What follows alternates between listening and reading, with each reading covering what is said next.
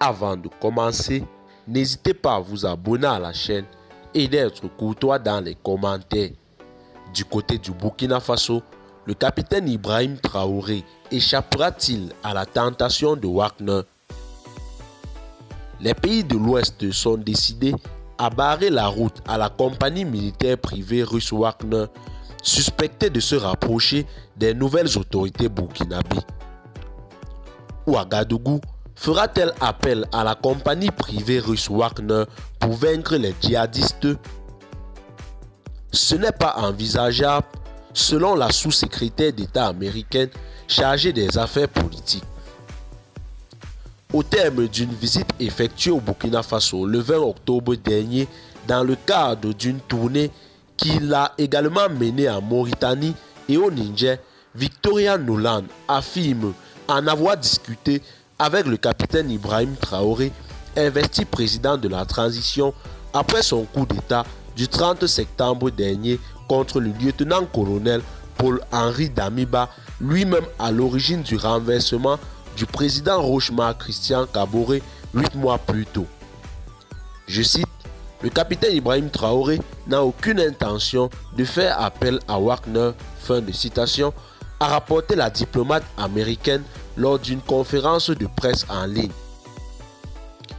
À la veille de cette rencontre entre le chef de l'État burkinabé et l'émissaire américaine, le Parlement européen avait conseillé aux autorités burkinabées de ne pas recourir au groupe Wagner pour former leur armée ou parvenir à la stabilité, affichant leurs préoccupations quant aux activités du groupe russe dans la région du Sahel.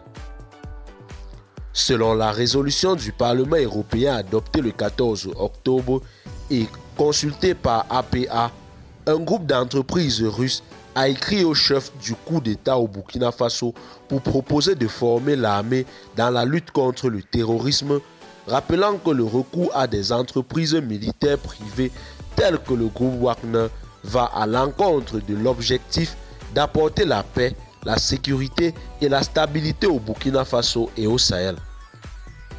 Cette pression exercée par les pays de l'Ouest sur les nouvelles autorités de Ouagadougou semble bien motivée par une volonté d'éviter la reproduction du schéma malien chez son voisin du Sud.